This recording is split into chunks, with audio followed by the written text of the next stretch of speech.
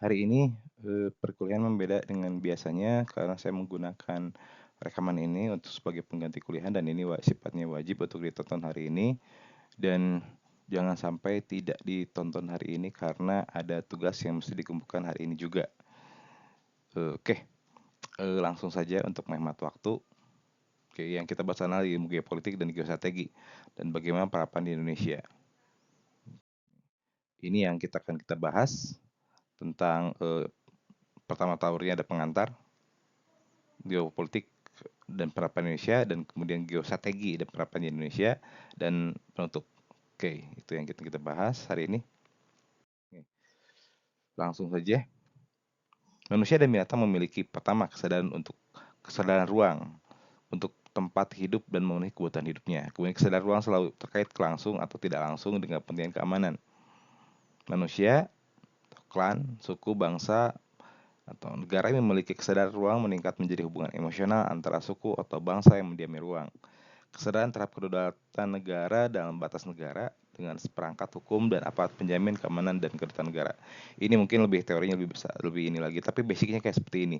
Ketika orang zaman dulu awal-awalnya adalah mereka mencari tempat yang layak, mencari tempat yang aman, mencari tentang kehidupan yang sejahtera. Contoh misalkan ketika di awal-awal manusia berkumpul, itu selalu saja yang mereka cari adalah yang ada aliran sungainya misalkan ketika cari tempat tinggal. Jadi dulu orang-orang tuh menempati ruangnya tuh yang ada aliran sungainya, sehingga biasanya di dekat aliran sungai itu biasanya ada perkampungan atau kehidupan. Dan dipastikan bahwa kalaupun misalkan sekarang tidak ada sungai, berarti minimalnya mereka tidak jauh dari sumber mata air. Nah, seperti itu. Kemudian juga misalkan mereka tuh mencari, kalau misalkan belum ada rumah, mereka juga mencari goa atau apa. Kemudian kalaupun tidak ada tempat tinggal yang mereka juga biasanya berkelompok dan sebagainya. Jadi koloni-koloni seperti itu.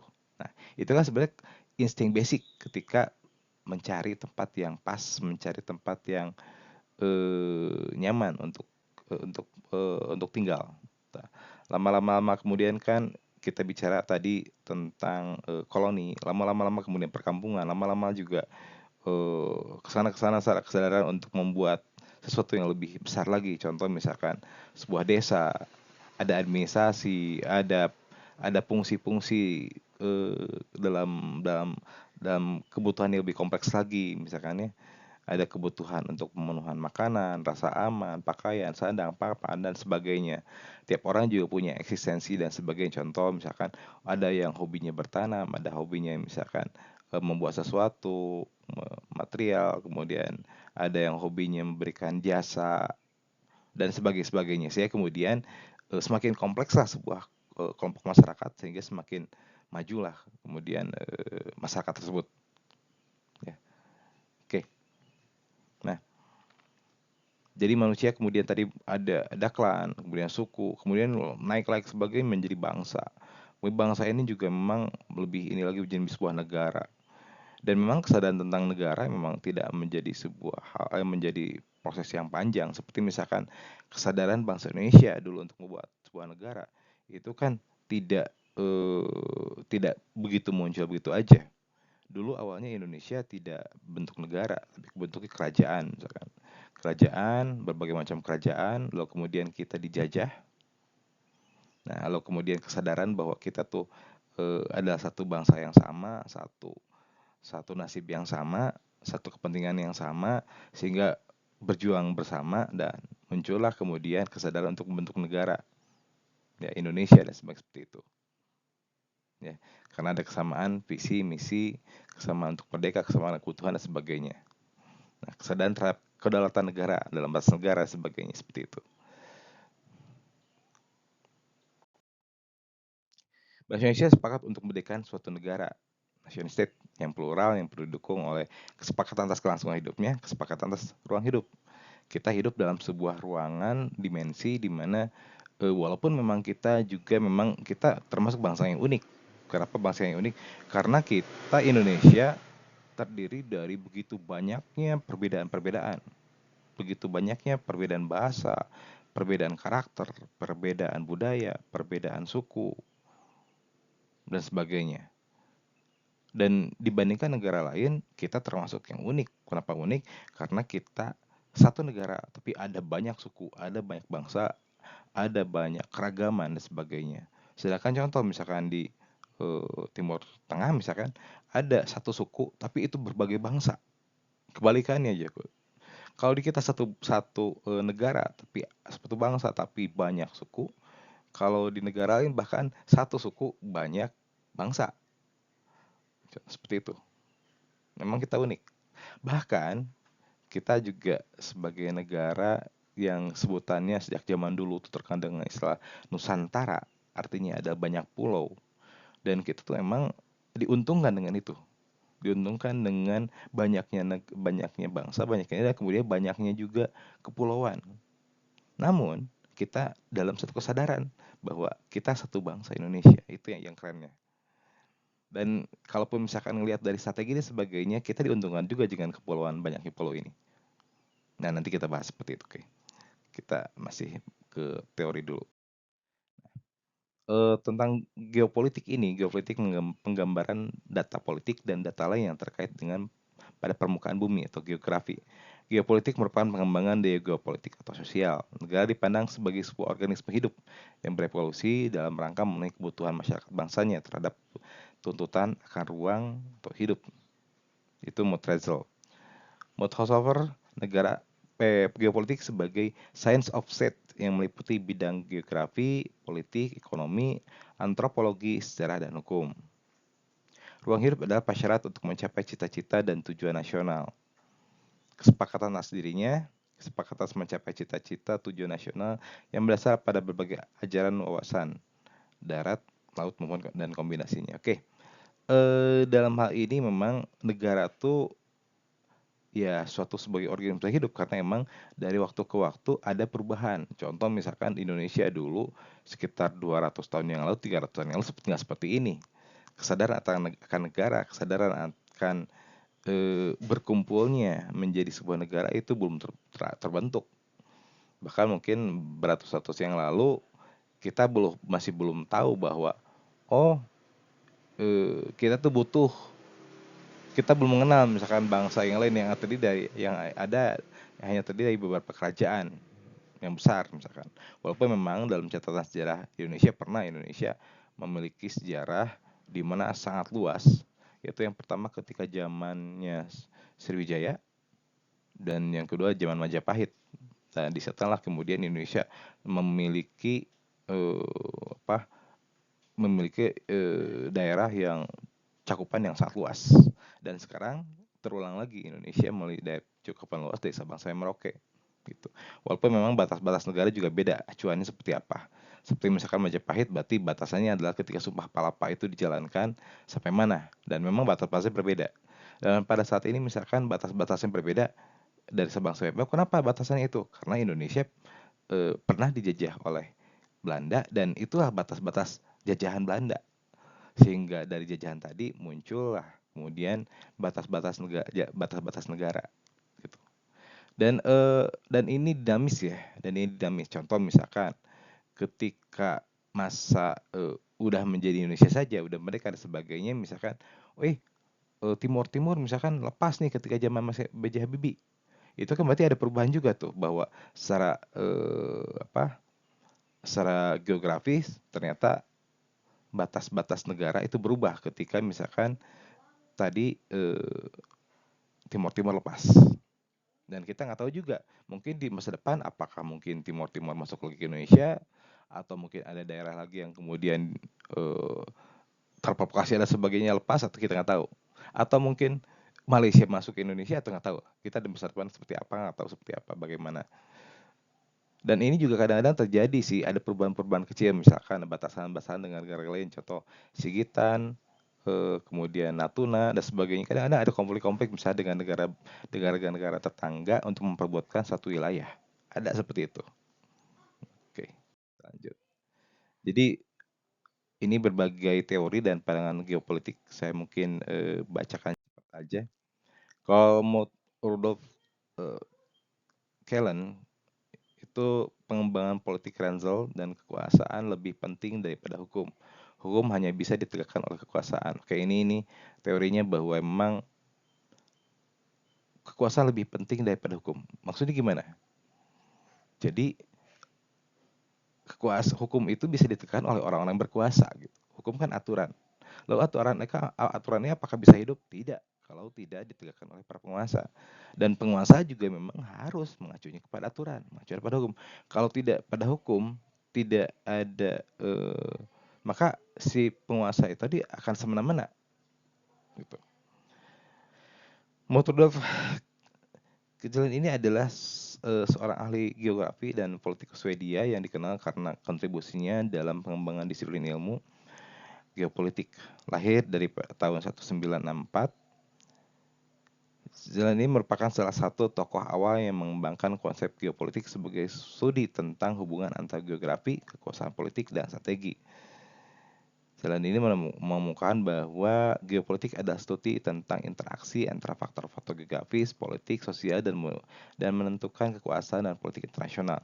Ia percaya bahwa geografi memiliki pengaruh yang signifikan terhadap pembentukan negara dan dinamika politik global. Jadi misalkan contoh nih, kenapa Indonesia sulit dijajah saat ini tuh? Bayangin kalau misalkan Indonesia yang sumber kekayaannya begitu tinggi, begitu banyak, seperti lainnya misalkan di daerah yang benua lah, kayak misalkan di Timur Tengah, mungkin Indonesia udah dijajah. Contoh misalkan kita lihat bagaimana negara-negara Timur Tengah itu sangat mudah dihancurkan. Kenapa? Karena misalkan Timur Tengah ini kan satu negara di mana satu hamparan daratan, ketika misalkan mau menyerang satu wilayah gampang saja. Itu tinggal tinggal kita negara tersebut nanti minta izin ke negara tetangganya, kemudian persenjataan dan itu masuk dari negara-negara tetangga, akhirnya diserang dan ya itu bisa kalah. Tapi Indonesia itu berbeda karakternya. Indonesia misalkan gini, kalau Indonesia misalkan Jawa diserang, maka akan ada bantuan dari Sumatera, dari Kalimantan, dari Bali dan sebagainya. Apabila misalkan Kalimantan diserang dan sebagainya, terkuasai dan sebagainya, maka akan langsung dalam waktu yang serentak misalkan bisa dibantu oleh Sumatera, Jawa, kemudian Bali, Sulawesi dan macam-macam. Sehingga kemudian untuk menguasai Indonesia itu sulit karena memang Indonesia menjaga kepulauan dan ini menjadi sebuah keuntungan sendiri gitu.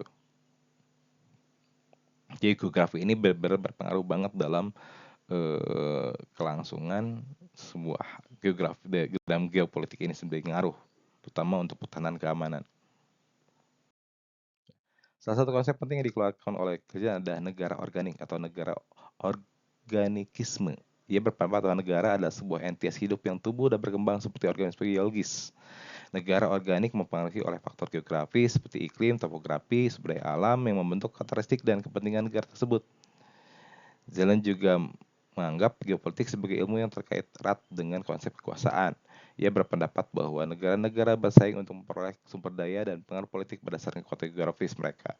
Dalam pandangan Kjellén, geopolitik mencakup analisis wilayah, pembatasan, strategi militer, serta pengaruh kekuasaan dalam hubungan internasional. Meskipun pemikiran memiliki pengaruh dalam pengembangan geopolitik, pendekatan Kjellén juga dikritik karena terlalu deterministik dan memperlihatkan kecenderungan untuk membenarkan imperialisme, kolonialisme dan pada masanya. Namun warisan sebagai salah satu dalam geopolitik terpengaruh dalam perkembangan. Contoh misalkan maksudnya seperti ini sih. Jadi memang tiap negara tuh punya karakter masing-masing. Contoh Indonesia. Indonesia kenapa dulu dijajah? Karena Indonesia memiliki sumber daya yang melimpah. Ketika saat itu kemudian zaman yang memang lagi imperialisme seperti ya yang terjadi di berbagai negara yang dijajah hukuman oleh Eropa. Indonesia pun dijajah oleh Belanda dulu. Dan kenapa dijajah? Ya kenapa? Karena emang sumber daya alam yang dimiliki Indonesia sangat melimpah dan ini menarik bagi negara seperti Belanda untuk mencoba menjajah Indonesia dan inilah penyebab kenapa mereka juga menjajah. Oke. Yang mereka ambil adalah rempah-rempah dan sebagainya. Oke, jadi karakter daerah pun ngaruh. Dan ketika misalkan bicara tentang karakter daerah, tiap daerah itu memiliki karakter masing-masing sehingga juga pola hidup dan sebagainya itu berbeda juga. Contoh misalkan ini, Indonesia memiliki dua musim hujan kemarau dan musim hujan musim hujan dan musim kemarau. Itu berbeda dengan karakternya misalkan di Eropa yang memiliki 4 musim. Beda juga karakter dengan misalkan di Jepang, di Korea juga memiliki 4 musim. Sumber daya alam juga berbeda antara negara tropis dengan non tropis. Dan ini menjadi keuntungan sendiri misalkan yang tropis itu, di mana pangannya mungkin melimpah, kemudian juga sayuran dan sebagainya itu melimpah juga, sehingga ada ketergantungan daerah-daerah yang memiliki iklim yang 4 musim terhadap negara-negara tropis karena sumber daya alamnya lebih banyak. Begitupun misalkan dalam seperti sekarang, memang sekarang sih bicara tentang pangan dan sebagainya itu ada rekayasa. Misalkan contoh di negara-negara yang non tropis mungkin menggunakan metode-metode tertentu, misalkan apakah rumah kaca metodenya atau misalkan metode hidroponik atau apa yang kemudian bisa dimodifikasi lah bagaimana iklim dan sebagainya untuk penanaman. Tapi kemudian kalau misalnya bicara tentang sumber daya yang lain, contoh bagaimana sumber daya alam seperti minyak bumi, batu bara, kemudian gas alam, bauksit, timah, nikel, macam-macam seperti itu juga kan tiap negara beda-beda. Seperti misalkan di negara-negara eh, Timur Tengah misalkan, mereka negara itu sangat kaya dengan apa? Oh, dengan memiliki eh, minyak bumi misalnya seperti Qatar misalkan. Qatar kenapa kaya? Oh, minyak bumi. Arab Saudi kenapa kaya? Oh, milik minyak bumi seperti itu. Dan ini menjadi sumber penghidupan, sumber kekayaan mereka. Indonesia gimana? Nah, Indonesia juga seharusnya sangat kaya karena Indonesia memiliki berbagai macam sumber eh, daya alam yang melimpah dibandingkan negara-negara lain. Nah, itu.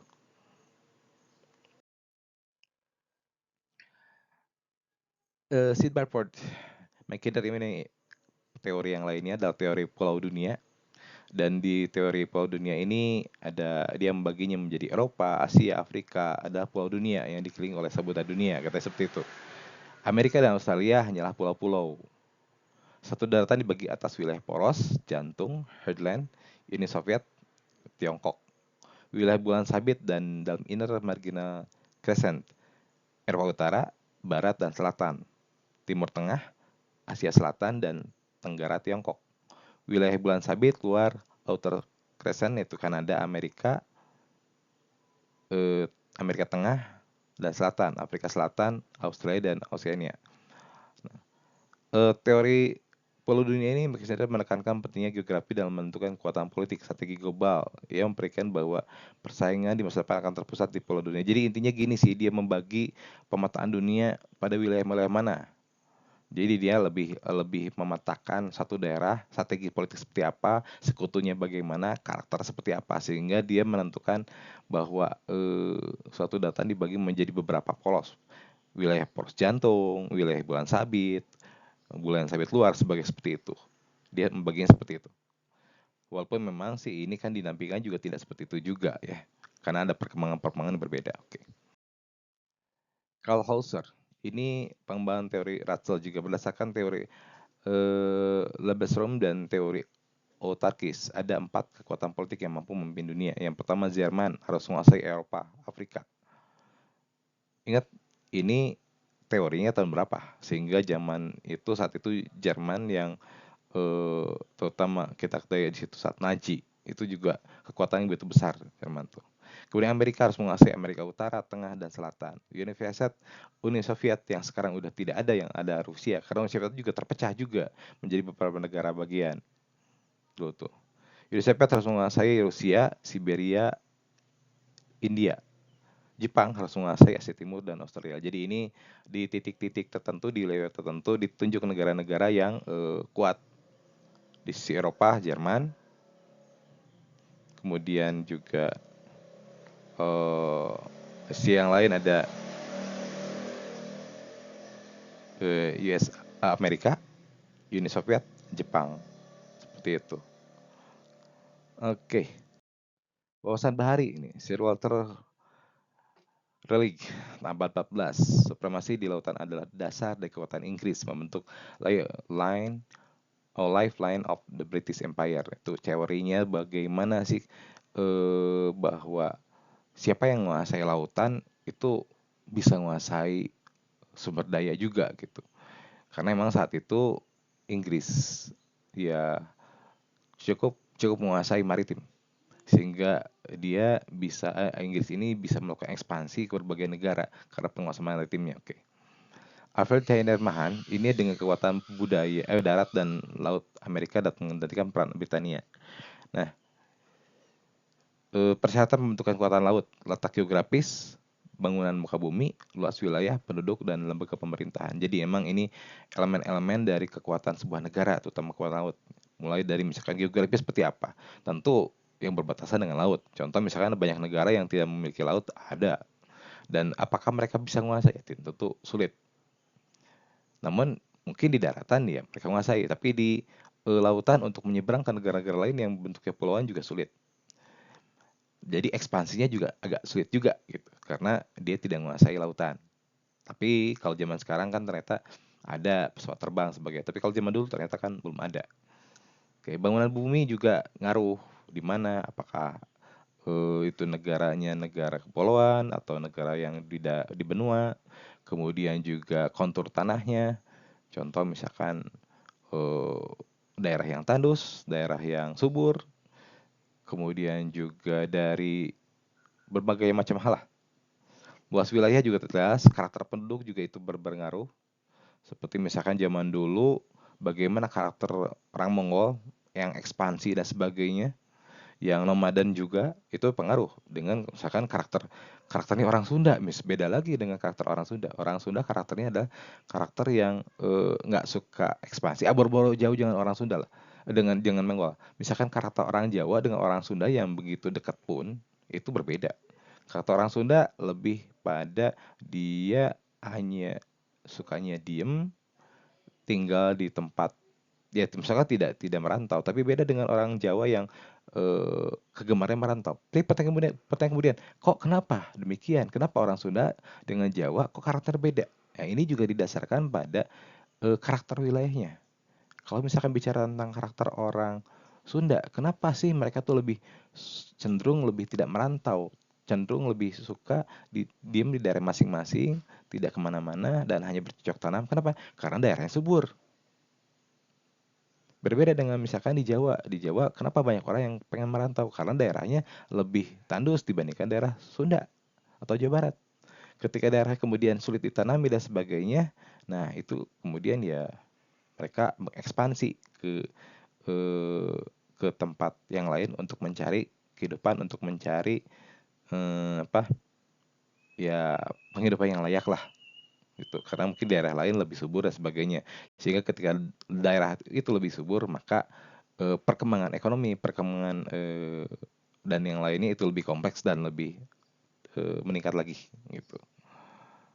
Oke. Website kombinasi kontinental dan bahari itu Nicholas J. Spikeman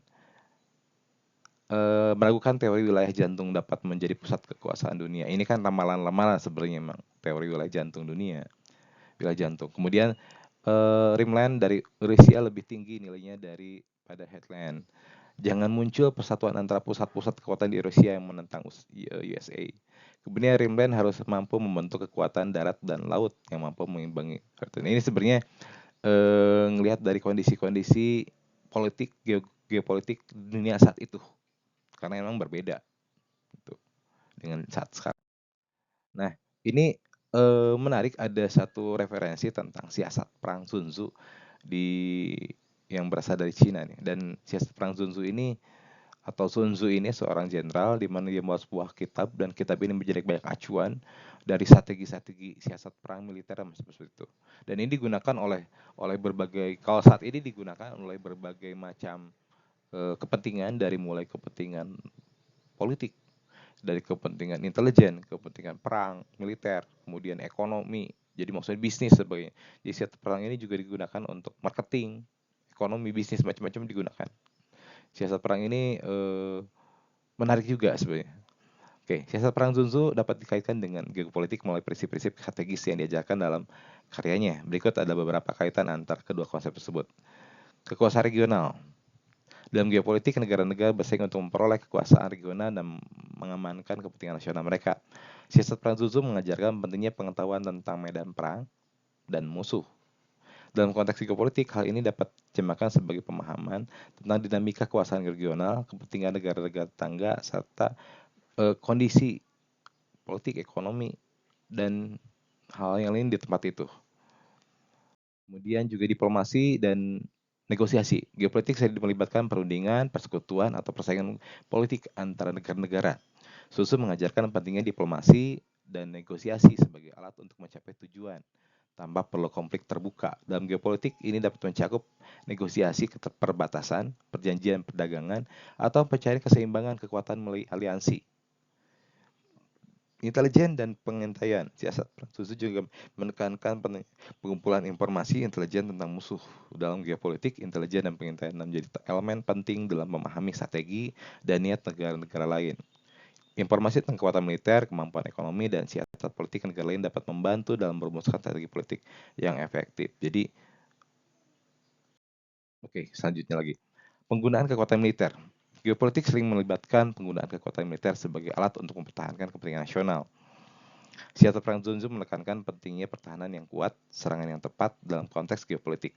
Hal ini berarti mengembangkan kemampuan militer yang kuat, menentukan kekuatan, kelemahan musuh, serta memilih waktu dan tempat yang tepat untuk menentukan intervensi militer atau pertahanan diri. Persaingan kekuatan global. Geopolitik melibatkan persaingan antara negara-negara besar di panggung global. Prinsip-prinsip siasat Sun Tzu ini perang Sun Tzu ini seperti fleksibel, adaptif, dan penguasaan diri dapat diterapkan dalam konteks ini. Negara-negara harus mampu beradaptasi dan perubahan tatanan dunia, memanfaatkan kelemahan musuh, dan memanfaatkan sumber daya mereka secara efektif mempengaruhi persaingan global. Secara keseluruhan, siasat perang Sun Tzu dan geopolitik saling terkait karena keduanya berfokus pada pemahaman tentang dinamika kekuasaan, strategi, dan interaksi antara negara-negara dan siasat perang atau persaingan politik. Oke. Bicara tentang siasat perang Sun Tzu dulu nih. Sun Tzu adalah seorang jenderal di mana dia menuliskan tentang dia sangat cerdas dan dia menuliskan sebuah kitab siasat perang Sun Tzu di mana kitab ini menjadi referensi sampai hari ini. Jadi dari zaman dulu sampai hari ini menjadi referensi bagi intelijen, bagi siasat perang dan semacam-macam, dan digunakan oleh berbagai negara.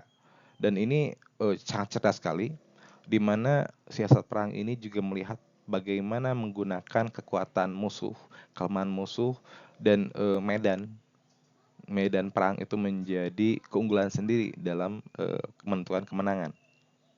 Contoh misalkan, apabila berperang, musuh itu posisinya di mana? Oh, misalkan untuk memenangkan perang, misalkan memilih tempat yang lebih tinggi, misalkan. Jadi kalau mau bertahan itu lebih baik di tempat yang tinggi dibandingkan tempat yang rendah. Kemudian misalkan bagaimana ketika berhadapan musuh, seolah-olah kita tidak memiliki kekuatan. Jadi menampilkan kekuatan yang begitu lemah gitu. Seolah-olah sehingga kemudian musuh terkecoh, wah ini negara lemah. Padahal sebenarnya itu kuat. Tapi kalau kita negara lemah misalkan, bagaimana kekuatan kita militer lemah, ekonomi lemah, tapi bagaimana mencentrakan diri sebagai negara yang kuat sehingga musuh terkecoh juga seperti itu. Jadi memang banyak sih strategi-strateginya yang ini aplikatif banget dalam dan bisa digunakan untuk perang bisnis misalkan, ekonomi, terutama itu. Jadi dalam strategi marketing dan sebagainya, strategi Sun Tzu ini dapat banyak digunakan. Oke, selanjutnya wawasan angkasa. Wemizel, Julio Duquet, JFC Valar. Ini bagaimana negara lawan dapat ditundukkan dalam waktu yang sesingkat-singkatnya. Kemudian menghindari pertempuran darat, penggunaan senjata strategis dan menggunakan angkasa sebagai medianya. Ini berarti teknologi udah lebih luas lagi. Ini penggunaan pesawat dan sebagainya sebagai kekuatan yang tidak bisa diremehkan. Oke, geopolitik mengandung 4 unsur utama: konsep ruang, konsep frontier, konsepsi politik kekuatan, dan konsepsi keamanan negara dan bangsa. Oke, ini teori seperti itu. Jadi konsep ruang merupakan inti dari geopolitik karena ruang merupakan wadah dinamika politik dan militer. Geopolitik merupakan cabang ilmu pengetahuan yang mengendalikan ruang dengan kekuatan fisik. Kekuatan politik selalu menginginkan penguasa ruang, termasuk ruang pengaruh. Penguasa ruang dan ruang pengaruh secara de facto dan de jure merupakan legitimasi dari kekuasaan politik. Keteguhan bangsa mempertahankan ruang negara merupakan bukti keterkaitan ruang dengan sifat negara sebagai organisme hidup. Contoh Singapura dan RRC misalkan.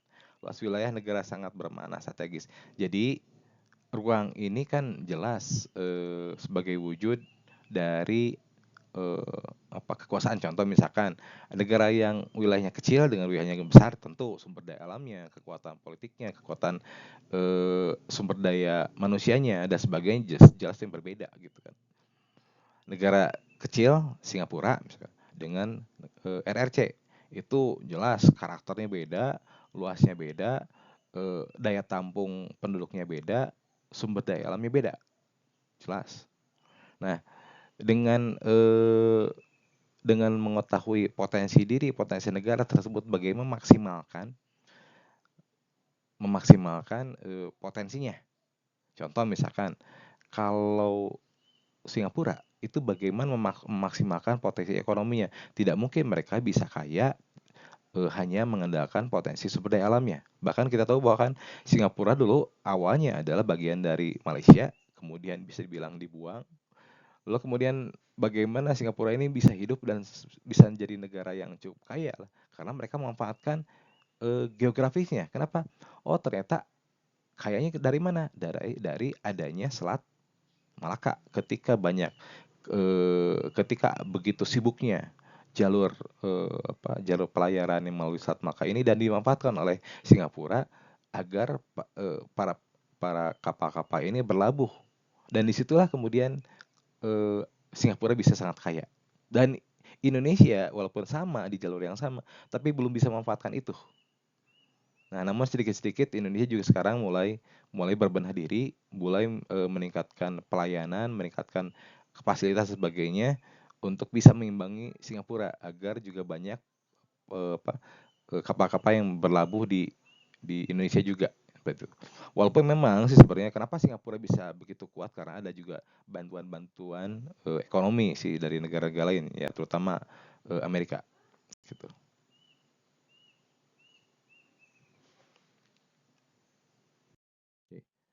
Posisi frontier. Frontier merupakan sebagian wilayah negara dan batas imajiner yang berada di wilayah pengaruh asing dari seberang batas negara berdasarkan hukum. Pengaruh asing dapat berawal dari pengaruh budaya atau ekonomi apabila tidak ditangani dengan segera oleh pemerintah berubah menjadi pengaruh politik, gerakan separatis dari wilayah frontier. Frontier dapat juga terletak di luar batas negara. Keamanan rasa aman, bangsa negara perlu ditopang dengan keamanan regional. Negara sekawasan bekerjasama untuk menghadapi persaingan global, meningkatkan bargaining power dalam ya dan berbagai macam kebutuhan bisnis, misalkan tentang murahnya produk barang, jasa, serta lebih terjalin tentang keamanan sebagainya. Nah, sebagai contoh misalkan Korea Selatan itu sampai mereka tuh maju, kemudian terutama dalam bidang militer juga mereka juga selalu waspada sehingga mewajibkan warganya melakukan wajib militer. Kenapa? Karena adanya ancaman dari Korea Utara. Jadi Korea Selatan begitu diwajibkan untuk eh, wajib militer. Kenapa? Karena ada ancaman dari Korea Utara. Karena sewaktu-waktu bisa terjadi perang kapanpun. Bahkan juga dalam waktu yang mungkin tiba-tiba langsung perang, bisa seperti itu karena emang ada konflik. Seperti misalkan Singapura begitu tekanan besarnya untuk maju dan mereka juga mengadopsi sistem militer yang dari Israel. Kenapa? Karena juga Singapura ini adalah daerah yang dominan Cina, bangsa Cina, tapi di tengah bangsa Melayu gitu. Sehingga juga di situ tekanannya besar untuk mereka untuk bisa maju. Gitu. Seperti misalkan Israel. Israel itu juga sama, tekanannya besar karena mereka adalah bangsa Eropa eh, di tengah bangsa Arab. Jadi negara-negara yang emang terancam itu memiliki pertahanan keamanan yang lebih mempersiapkan diri mereka dari tekanan-tekanan seperti itu. Dan bisa dibilang Indonesia ini bisa dibilang negara aman sebenarnya. anggapannya, karena memang tidak memiliki tekanan-tekanan yang cukup signifikan dibandingkan apa yang terjadi pada Singapura, terjadi pada Korea Selatan, yang terjadi pada Israel. Sehingga mungkin ya kita bisa dibilang lelah ya. Kita tidak melakukan wajib militer, tidak ada konsepsi seperti itu. Kemudian juga mungkin bisa dibilang kita negara yang cukup leha-leha lah gitu. Dan mungkin karena emang sumber daya alam kita juga sangat melimpah ruah, kita juga hidupnya nyaman aja gitu, tidak berjuang begitu keras seperti negara-negara lain. Dan konsepsi frontier ini kan terasa ketika ancaman itu mulai mulai ini mulai ada. Walaupun memang sebenarnya dari dulu Indonesia juga terancam. Contoh misalkan Indonesia selalu saja diancam oleh misalkan Australia, ada ketegangan-ketegangan. Dan salah satu kegagalan Indonesia adalah waktu ketika zamannya lepasnya Timor Timur misalkan. Timor Timur itu direkayasa oleh Amerika dan Australia agar bisa lepas. Sebenarnya tujuan dari Australia apa biar Timor Timur lepas? Ya sumber daya alamnya juga, minyak bumi juga sebenarnya. Dan ketika Timor Timur lepas dari Indonesia, langsung mereka mendapatkan project untuk pengambilan minyak bumi ini sebanyak-banyaknya. Jadi seperti itu. Kemudian juga seperti kenapa Irian Jaya juga banyak pemberontakan. Nah itu juga sama sebenarnya. Itu ya diprovokasi juga oleh Australia. Kemudian juga ada batas-batas wilayah juga seperti misalkan kita berkonflik dengan Malaysia, bahkan juga dengan Cina pun pernah karena memang ada pulau-pulau tertentu yang diperebutkan itu juga. Tapi itu tidak menjadi sebuah apa ya perbuatan wilayah kecil lah mungkin sehingga tidak menjadi sebuah ancaman yang begitu serius bila dibandingkan seperti apa yang terjadi pada Korea Selatan misalkan seperti itu sehingga kita juga emang terkesan eh, nyantai gitu. Oke. Konsumsi politik kekuatan. Politik kekuatan merupakan salah satu faktor dalam geopolitik. Negara yang bersifat organisme hidup dalam rangka memenuhi kebutuhan hidup rakyatnya maupun dalam mencapai cita-cita dan tujuan nasional selalu dilandasi kekuatan politik dan atau ekonomi atau militer. Mengecilnya ruang dunia akibat perkembangan teknologi yang sangat pesat, kepentingan negara besar semakin mendunia, semakin besar kemungkinan terjadinya konflik kepentingan di berbagai tempat di dunia. Meluasnya hak berdaulat bagi negara-negara pantai sebagai akibat diakuinya negara kepulauan dan zona ekonomi eksklusif ya, dalam Kelas 1982 dirasakan berkurangnya freedom of navigation oleh negara-negara maritim. Jadi memang ketika negara semakin berkembang, teknologi semakin kuat, itu batas-batas negara juga menjadi sebuah apa negara-negara juga semakin jadi acuan gitu. Nah, ketika itu terjadi, tiap negara ingin mempertahankan daerah-daerahnya. Ada negara kepulauan misalkan memperluas lagi kekuatannya dengan adanya zona ekonomi eksklusif misalkan. Sehingga batas wilayahnya juga berbeda. Nah, beda dengan maksudnya berbeda tuh dengan yang di daratan batas wilayahnya jelas seperti itu dan sebagainya. Untuk negara kepulauan itu beda lagi gitu. Dan ini juga kadang menjadi sumber konflik ketika ada perbedaan pendapat. Terutama memang di tempat-tempat yang memang ada sumber daya alamnya dan itu menjadi perebutan. Dan kita banyak terjadi itu. Seperti itu.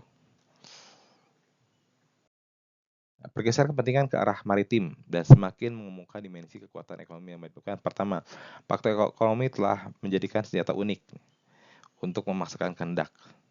Munculnya lembaga keuangan internasional sebagai kekuatan politik global, berkembangnya organisme ekonomi sebagai upaya untuk meningkatkan bargaining power, pentingnya akses ke pasar dan sumber daya input bagi industri jalur pelayanan nasional, dan menjadi sangat vital, penguasaan dan pengaturan bersama dengan negara tangga terhadap lalu lintas damai. Oke, jadi memang sebenarnya kekuatan di dunia ini itu yang terjadi supremasi ekonomi sebenarnya. Jadi bagaimana ekonomi itu menjadi sebuah prioritas dalam sebuah negara. Karena kenapa tidak hukum? Karena emang hukum tiap daerah beda-beda.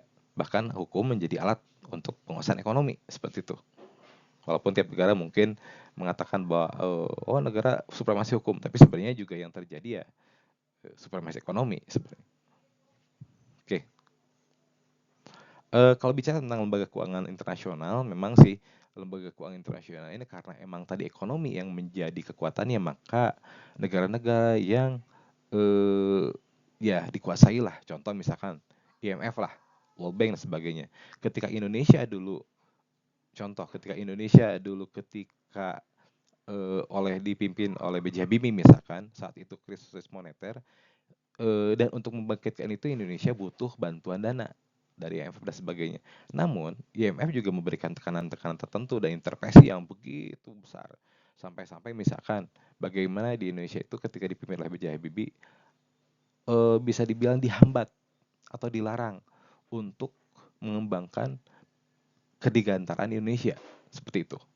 Sehingga ketika misalkan oke, IMF bantu, tapi digantara Indonesia jangan maju ya. Nah, seperti itu contoh.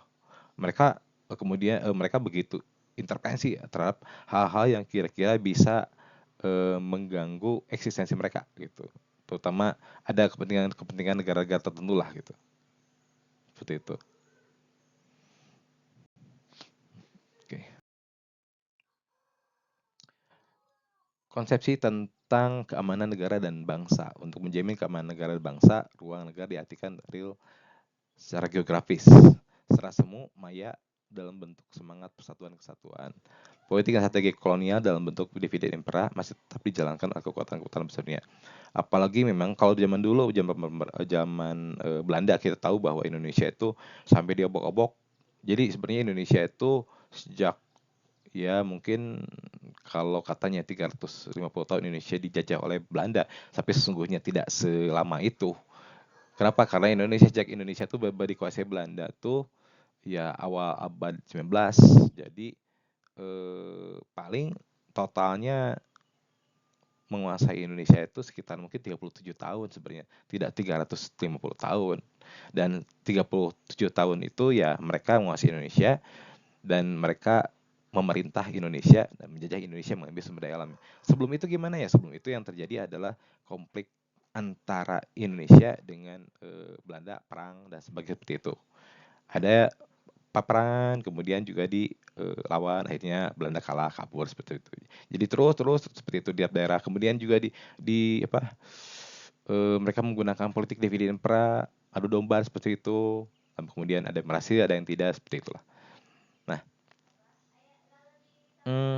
kalau wilayah sekarang saat ini mungkin dividen impera juga memang tidak terasa karena memang berbeda dengan zaman dulu. Kalau sekarang yang digunakan adalah proxy war gitu. Dengan dividen impera juga sama sebenarnya sama aja, tapi yang di sini dibenturkan adalah para pemberontak biasanya diasuh oleh negara-negara proxy. Contoh misalkan seperti yang terjadi di Suriah misalkan, yang terjadi di Timur Tengah banyak lah, di Libya macam-macam, dan negara proksinya kita tahu semua bahwa itu Amerika. Dan Amerika bagaimana mereka mensponsori para pemberontak-pemberontak di negara-negara tadi. Nah, penerapan ilmu geopolitik Indonesia. Geopolitik. Oke. Kebangsaan Indonesia sebenarnya terdiri dari 3 unsur geopolitik: rasa kebangsaan, berkat persatuan dan kesatuan. Semangat kebangsaan, bukan monopoli pribumi, paham kebangsaan, nasionalisme. Nah, ini penting banget sebenarnya rasa kebangsaan ini muncul. Nah, apalagi Indonesia yang terdiri dari berbagai macam perbedaan, dari perbedaan geografi, dari berarti bedanya pulau, kepulauan, tiap suku juga berbeda, tiap karakter bahasa berbeda, dan sebagainya. Begitu banyak perbedaan di kita tuh. Dari mulai pulau berbeda, bahasa yang berbeda, suku yang berbeda, warna kulit yang berbeda. Ya kan? Banyak. Tapi kemudian kita bersatu, kita, dan sekarang ini bahkan semakin hari kita lihat bagaimana akulturasi tiap daerah berbeda. Contoh misalkan di Jawa Barat itu banyak yang tinggal di Jawa Barat ini yang berasal dari daerah-daerah lain, dari Jawa misalkan, dari Maluku, dari Irian, dari Sumatera, dari Kalimantan.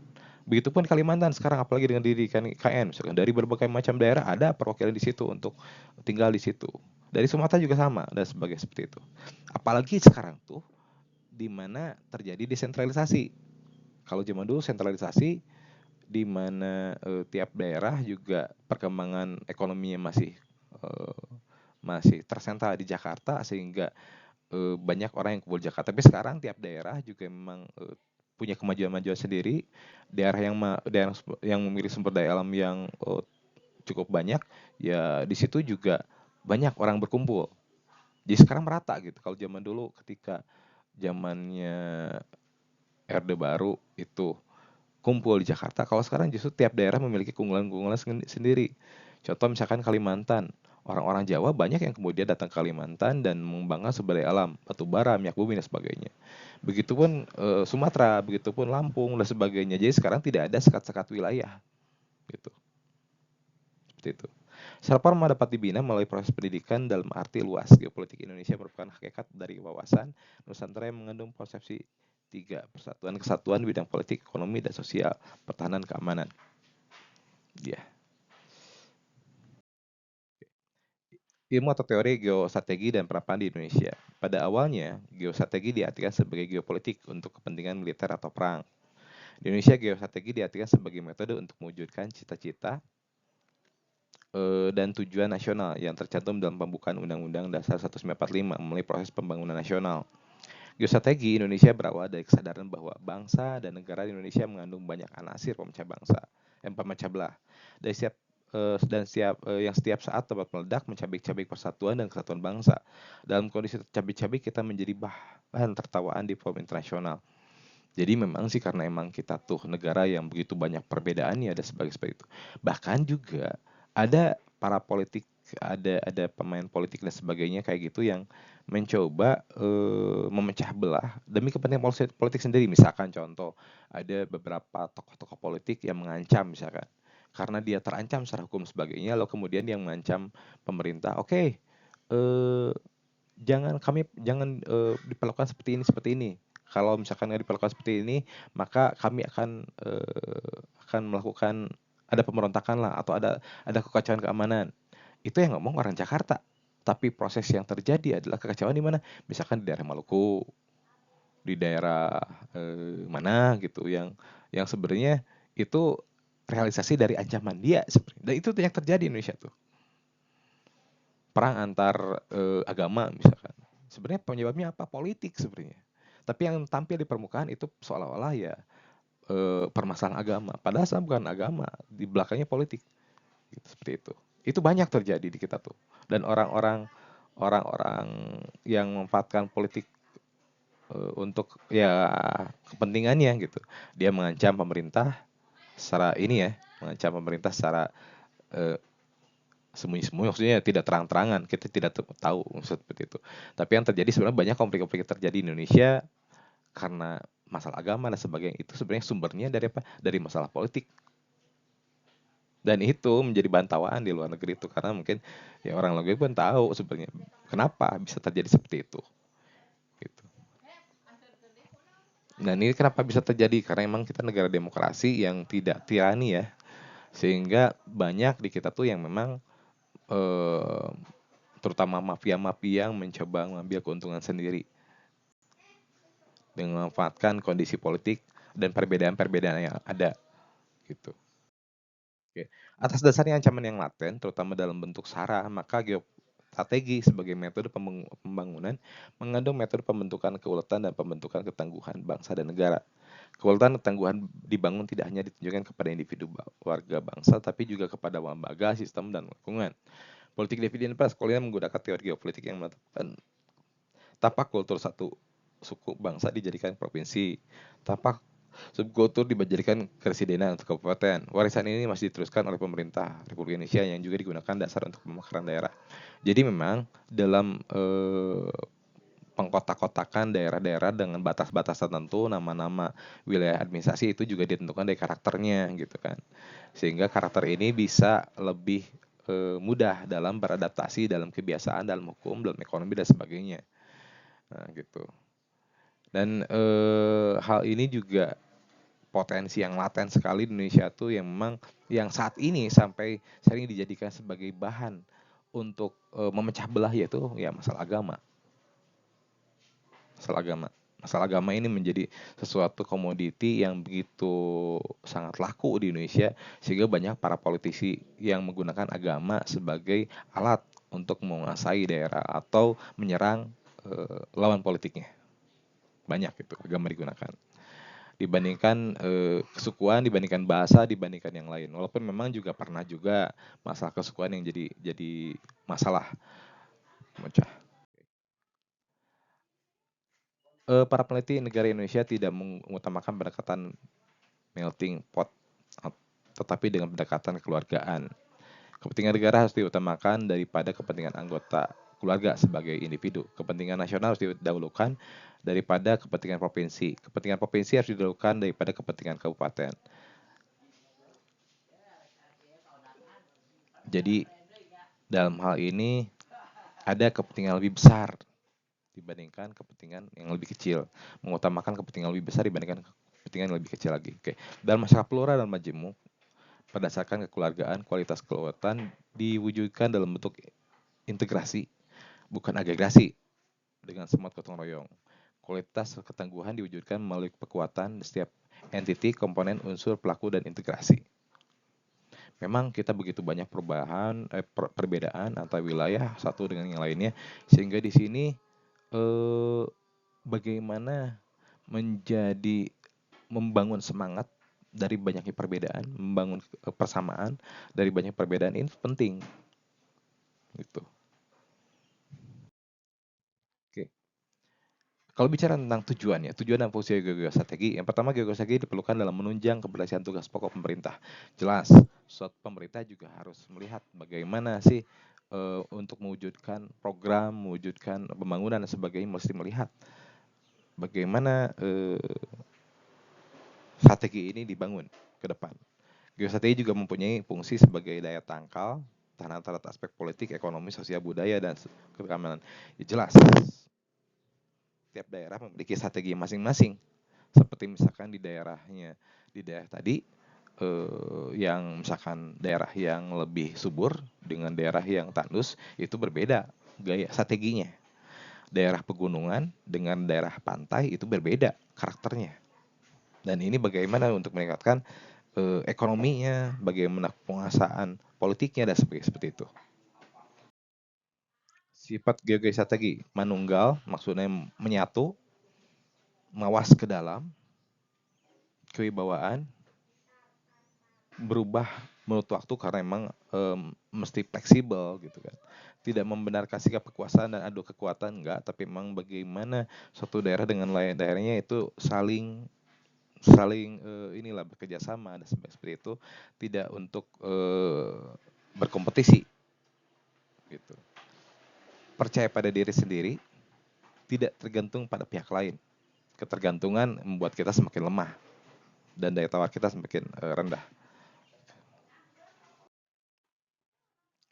Konsepsi geostrategi. Konsepsi adalah teori atau model yang merupakan pedoman dalam menciptakan ketahanan nasional melalui pembangunan seluruh aspek ketahanan nasional. Aspek tersebut meliputi aspek Trigata dan Pancagrata, Agartha. Gatra yang berikutnya dikenal dengan Astagrata. Oke. Model Astagrata. Model Agartha merupakan model yang berisi 8 grata yang terdiri atas Trigata dan Pancagrata. Trigata, aspek geografi.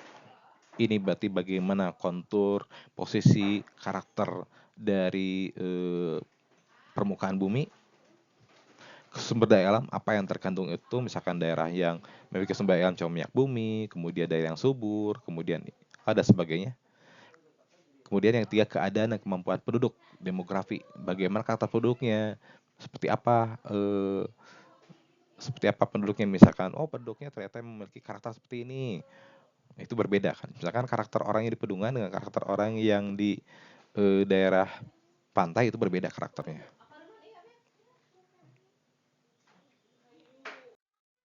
Pancagrata, ketahanan di bidang politik, ketahanan di bidang ideologi, ketahanan nasional di bidang politik, di bidang ekonomi, di bidang sosial, budaya, dan bidang hankam. Oke, ini berarti bagaimana di bidang ideologi, bagaimana membangun karakter ideologi. Misalkan contoh di Indonesia bagaimana dibenturkannya kadang perpecahan di Indonesia itu dengan benturkan ideologi, misalkan antara ideologi nasionalis dengan ideologi agama misalkan. Kemudian dibenturkannya antara agama satu dengan agama yang lain. Nah, itu juga kadang-kadang.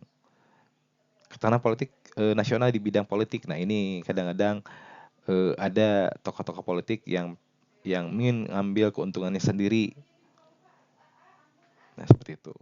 Agar memperkuat ekonominya, dia menyerang lawan politik yang lain dan sebagainya.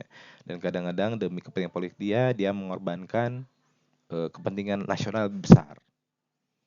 Kemudian bagaimana membangun ketahanan ekonomi, sama seperti itu. Sosial, oke. Hankam dan sebagainya, oke. Hubungan komponen strategi antar gata. Gata geografi sumber daya alamnya, geografi penduduknya, bagaimana gata sumber daya alam dan penduduknya, kemudian ideologi dan politik tersebut Hankam. Jadi ideologi bagaimana mempengaruhi politik tersebut Hankamnya, kemudian politik juga sama, ekonomi, sosial, budaya dengan politik tersebut Hankamnya, gitu. Seperti itu. Implementasi kata nasional. Politik menghadapi globalisasi perlu meningkatkan kompetensi diplomat menjadi perunding internasional. Selain itu, banyak kasus disintegrasi disebabkan ketidakadilan politik, hukum, ekonomi, dan budaya. Ekonomi hal yang harus dibenahi yaitu menata kebijakan fiskal, industri dalam negeri, dan swasembada pangan. Jadi sebenarnya banyak perpecahan-perpecahan yang terjadi di dunia ini. Sebenarnya basicnya masalah ekonomi, masalah politik sebenarnya. Bukan masalah agama, bukan masalah ideologi. Namun kemudian ada pihak tertentu yang memanfaatkan bagaimana agar ya keuntungan mereka tercapai ya dengan cara memanfaatkan perbedaan-perbedaan pandangan. Ya contoh lah, misalkan contoh isu Palestina di Timur Tengah adalah isunya tentang bagaimana Israel menjajah Palestina. Itu masalahnya masalah pertahanan keamanan, berarti masalah kekuatan politik, kekuatan keamanan, pertahanan, permasalahan ekonomi juga, karena motivasi dari Israel adalah menguasai jalur Gaza misalkan yang Israel menguasai, dan di situ memang ada potensi untuk membuat terusan di daerah tersebut lah. Dan kalau misalkan mereka kuasai benar-benar, maka keuntungan ekonomi bisa sangat tinggi. Nah, jadi permasalahannya adalah ekonomi dan kekuasaan adalah perebutan kekuasaan, intinya itu. Tapi yang berbeda ketika isu Palestina Israel ini masuk ke Indonesia. Di Indonesia memahami isu Israel ini adalah memahami sebagai isu agama. Memahami sebagai isu agama, sehingga muncul pergerakan atau aktivis-aktivis Indonesia menggunakan isu Palestina ini sebagai isu gerakan agama. Sehingga kita banyak lihat ikon-ikon pergerakan agama ini menggunakan lambang negara, bendera Palestina misalkan. Kita lihat banyak aktivis-aktivis di Indonesia, terutama yang berbasiskan religi ini menjadikan bendera Palestina sebagai simbol pergerakan agama. Kan berbeda banget gitu. Sangat berbeda jauh antara apa yang dipikirkan oleh orang-orang Indonesia dengan orang-orang yang terjadi di Palestina sana. Di Palestina sana itu misalkan contoh, di kita menganggap bahwa perlawanan Palestina terhadap Israel adalah perlawanan agama, itu perjuangan agama. Tapi kita tahu bahwa sebenarnya di Palestina juga bukan hal seperti itu. Bahkan di Palestina juga partai komunis juga sangat kuat dan jelas bukan agama yang mereka permasalahkan. Oke, ekonomi, hal-hal yang harus dibenahi yaitu menata kebijakan fiskal, industri dalam negeri, dan swasembada pangan. Jelas ini, ekonomi hal yang penting ya. Oke, Sosbud dibuat standar pendidikan, kerukunan umat beragama, dan sistem jaminan sosial. Kemudian juga hukum, profesionalisme, aparat dan pemberantasan korupsi, dan HAM. Ini juga penting. Oke, dan sebagai penutupnya, ilmu geopolitik yang ditetapkan di Indonesia merupakan hakikat dari wawasan Nusantara yang mengandung konsepsi tentang persatuan dan kesatuan nasional di bidang politik, ekonomi, sosial, dan budaya Hankam. Ilmu geostrategi yang ditetapkan di Indonesia merupakan hakikat dari konsepsi pertahanan nasional Indonesia yang selalu ingin mewujudkan keuletan ketangguhan bangsa. Dan harus dipahami bahwa Indonesia ini sebagai negara yang memiliki sumber daya alam yang sangat tinggi, sumber daya alam yang melimpah, dan ini jelas menjadi sebuah daya tarik bagi orang luar negeri untuk menguasai. Nah, bagaimana cara mereka menguasai ya? Dengan cara kekuatan politiknya dikurangi, kekuatan pertahanannya diperlemah, dan cara yang bisa dilakukan ya tidak tentu berbeda dengan zaman dulu. Zaman dulu bisa melakukan langsung intervensi atau penjajahan. Zaman sekarang udah berbeda. Jika misalkan Indonesia diserang secara langsung, maka jelas ini melanggar hukum internasional. Maka yang mereka lakukan apa? Yang mereka lakukan adalah bagaimana negara tersebut dilemahkan dengan apa? Dengan ya dengan sekarang tuh dengan menggunakan proxy war. Nah, bagaimana negara dipecah belah, negara dikacaukan, negara dilemahkan dengan penduduknya mereka sendiri gitu. Sehingga terjadi konflik antar antar eh, pen, antar bangsa antar penduduknya, perang saudara seperti itu yang terjadi. Dan ketika itu terjadi, perang saudara, mereka masuk dan kemudian mereka ya ngobok-obok lah seperti itu yang terjadi di beberapa negara seperti misalkan di Libya, di Irak, di Suriah, seperti itu yang terjadi. Dan itu ya hampir pola yang sama digunakan di Indonesia bersama seperti itu. Oke, untuk hari ini karena saya tidak hadir, makanya ada tugasnya adalah seperti ini. Jadi kalian buat tulisan tentang bagaimana Indonesia secara geografis. Nah, bagaimana posisi Indonesia. Jadi buat tulisan bagaimana posisi Indonesia, lihat di sumber daya alamnya, kemudian lihat dari bagaimana posisi Indonesia dalam selat-selatnya. Karena Indonesia juga misalnya memiliki selat-selat. Bagaimana Indonesia di antara dua samudra seperti apa posisinya. Indonesia juga bagaimana sih analisanya terhadap sebagai negara kepulauan dibandingkan negara lain.